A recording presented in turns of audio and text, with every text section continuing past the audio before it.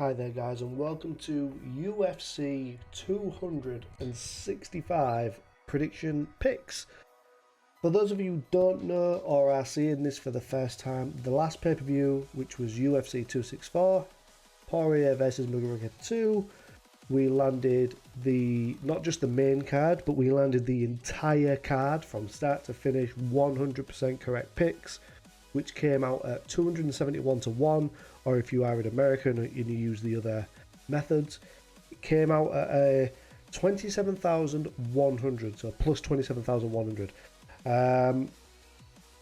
So, you know, just not saying I'm a great picker, I'm just saying I have my days. And then the following night, I think it was, or if it was the night before, we got the entire Bellator card correct as well. I think it was that one anyway. It was Bellator 263. I know that. So yeah, 2 days back to back, entire cards correct.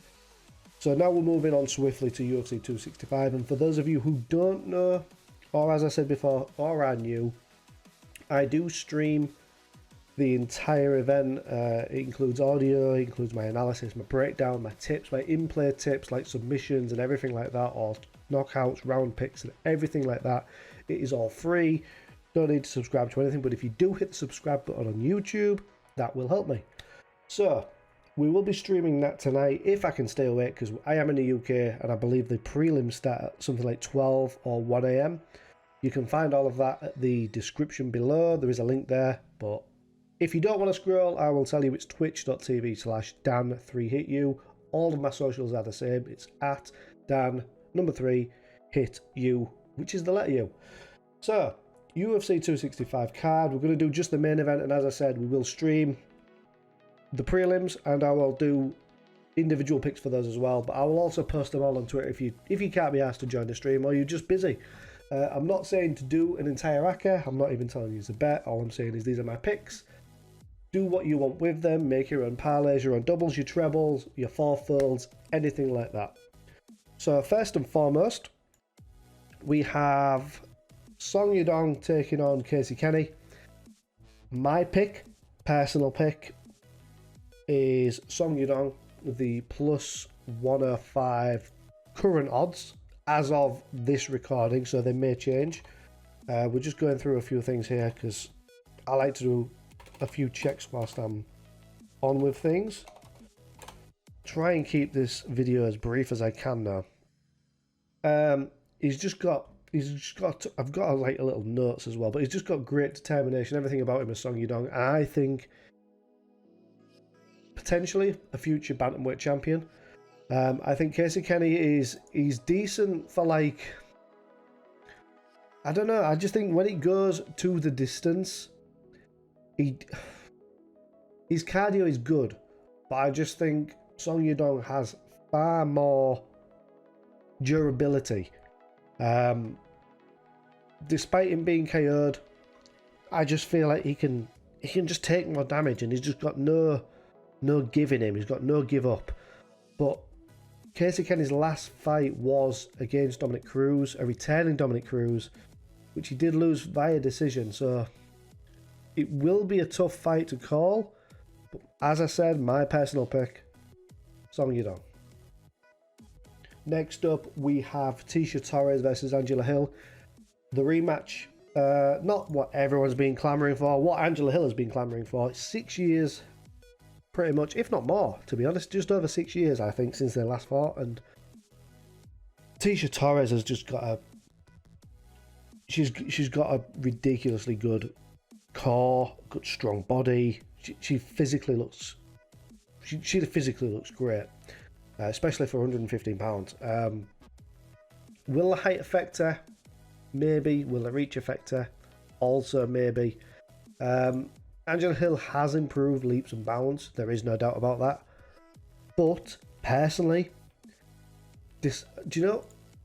despite her having more finishes than Tecia Torres, I feel like Angela Hill is the decision queen. I don't know why. I just feel like when I watch her fights, I just don't feel like she's going to finish them, even though she does have knockout potential, ground and pound and everything like that. But I think if it does go to a decision, Tecia Torres is going to win this. She just, in my opinion, has more pedigree. Just better. She's just a better mixed martial artist, to be honest with you. So my pick, official one, as of right now, is Tecia Torres. She's the minus 145 favourite. Now we have an interesting fight, which I believe could genuinely go either way. Michael Chiesa versus Vicente Luca. As of the start of this recording, I was saying Michael Chiesa because he's bloody brilliant. He really is brilliant. But as I'm doing this, I'm looking at all the stats on the other screen because I'm not looking directly at the camera. I'm just looking at the other screen. I just feel Vicente Luque has more about him right now. That's not to say that I don't like Kiesa, but I would like to see the next one of these potentially in a #1 contendership for the welterweight title. Can Vicente Luque beat Kamaru Usman? No. Can Kiesa? Yes. So that's... I don't know who to pick on this one. This is a very, very difficult pick. Because as I said, this goes either way.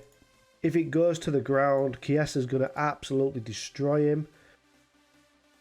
If Luque can keep it on his feet, it's Luque's to lose.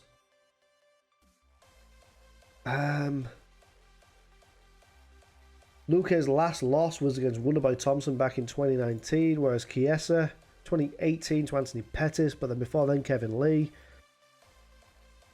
Oh, this is a tough one. And there is the recency bias with Vicente Luque as well, with him beating Tyron Woodley not so long ago. Wow, this is a really difficult pick.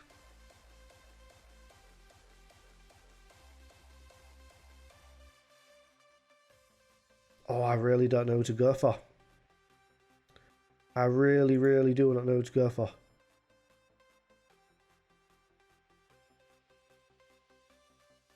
Do you know what? I'm going to mix this up a bit. So I was originally going to pick Kiesa. And as of the recording, I sort of talked myself into backing Vicente Luque. But I'm not. I'm going to stick to Michael Chiesa. Because ever since he's moved up to welterweight, he just seems not fuller, but, well, technically, yeah, fuller in terms of weight as well, but he's just better at 170 than he was 150. How did he even make 155? That's worrying, if anything. So we're actually going to go with Michael Chiesa. Next up, we have Jose Aldo versus Pedro Munoz. And I just feel like Aldo is going to, I wouldn't say crush him. I would say he will finish him. He will finish him within 3. Aldo, I think, is like got a second win, like a new leash on life since dropping down to 135, which I didn't even believe was possible. He seemed to struggle previously at 145, but he seemed to have got his nutrition right down to a T. Next up, we have Derek the Black Beast Lewis versus Ciryl Ghan for the interim heavyweight championship of the world. Personally, I don't believe this is an interim title fight, but Dana White says it is. Can Derek Lewis win this fight? Yes. Does he have more ways of winning this fight than Ciryl Ghan? No. Because I believe if it goes to the mat, Derek Lewis will be screwed. Will it go to the mat? Probably not. I believe Ciryl Ghan will stick to the jet, but 5 rounds is going to be a nightmare for Derek Lewis if he just sticks to the jet. This is the problem with Ciryl Ghan's approach. He's really good at the jab and staying out of getting touched. But can he do it for 25 solid minutes? Because eventually Derek Lewis is going to land that big black fist on his head. And it's going to be hard for Ciryl Ghan to recover, but he has trained with Ngannou before, so he's aware of power.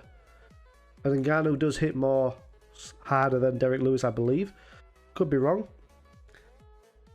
I feel like Ciryl Ghan will walk away with this.